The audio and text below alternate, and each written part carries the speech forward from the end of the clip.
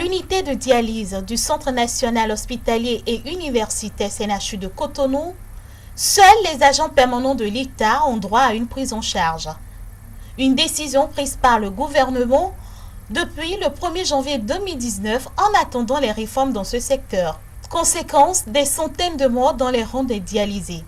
Nous sommes descendus sur le terrain et le constat fait nous laisse sans voix. Nous enregistrons assez de morts ces jours-ci. Unité de dialyse du Centre national hospitalier universitaire de Cotonou. Un véritable mouroir. Des décès en cascade. Cette unité enregistre chaque semaine sous le regard impuissant des responsables de ce centre. Nous avons saisi toutes les autorités compétentes en matière de santé dans notre pays, à commencer par le ministre de la Santé. Nous avons fait le plaidoyer au niveau du Conseil économique et social, au niveau du président de l'Assemblée aussi, nous avons fait aussi le plaidoyer. Mais je vais vous dire que toutes les démarches que nous avons menées jusque-là sont restées sans suite. On n'a pas du tout eu de satisfaction. Les gens continuent de mourir. On ne nous dit pas quand est-ce qu'on aura la prise en charge. Et c'est resté comme ça. Nous avons appris aux dernières nouvelles qu'il faut voir nécessairement le chef de l'État lui-même pour que la situation soit débloquée. Des réformes opérées jusque-là par le gouvernement du président Patrice Talon n'ont pas amélioré la prise en charge des nouveaux malades d'insuffisance rénale chronique non agents permanents de l'État. Nous avons travaillé à ce que, quand les réformes sont venues, à ce que la prise en charge, le coût de la prise en charge soit réduit. En ce sens qu'aujourd'hui, le montant qui est pris pour soigner un patient peut soigner 2 patients aujourd'hui, avec les réductions que nous avons opérées sur la prise en charge. Mais malgré ça, les gens sont encore laissés sans prise en charge. 100 000 francs CFA par séance de dialyse. Un coût trop élevé à supporter au regard du revenu moyen du Béninois lambda, d'où la nécessité d'accorder une prise en charge complète à tous les nouveaux patients sans distinction. Un kit, une dialyse, c'est minimum 100 000. Et il lui faut au moins 2 par semaine. Les 2 là font déjà 200 000. Les 200 000, il va le faire à vie. Qui peut payer ça? 200 000 par semaine. Fois 4 semaines, ça fait déjà 800 000.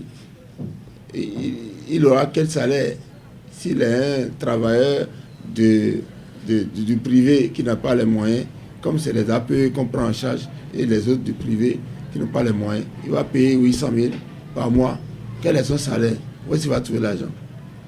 C'est à cause de tout ça là que les présidents qui ont précédé le chef de l'État actuel ont décrété que la dialyse soit prise en charge à 100%. 9 ans, 15 ans de dialyse, un véritable parcours de combattant avec la résignation à accepter la mort à tout moment.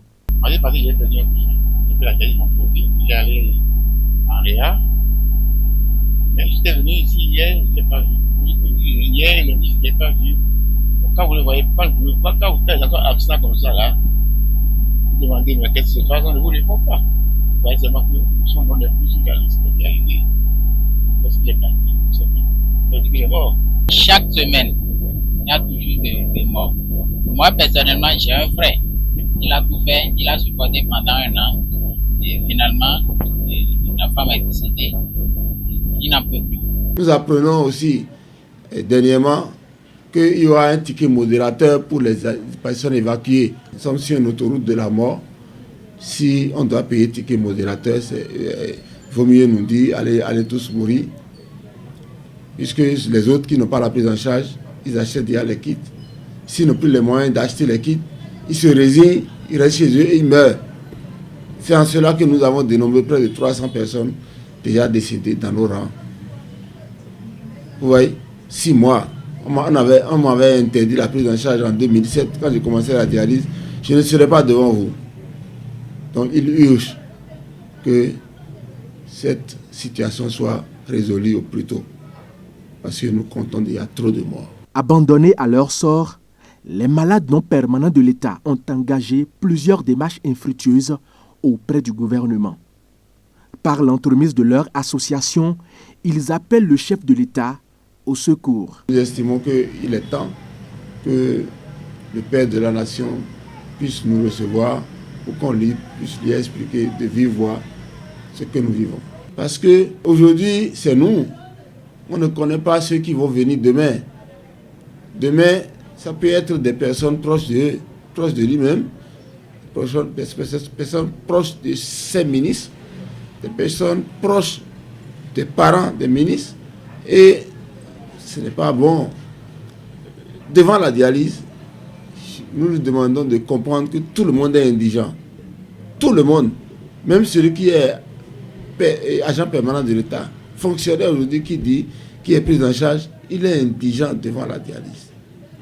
Parce que la dialyse, c'est une maladie dont le traitement est trop onéreux. Il faut vraiment qu'on ait du soutien à travers la prise en charge. Et c'est seul le chef de l'État qui peut nous aider à lever la main sur cette prise en charge. Pour freiner cette hécatombe, la réponse du gouvernement est vivement attendue car il n'y a de richesse que d'hommes, dit-on.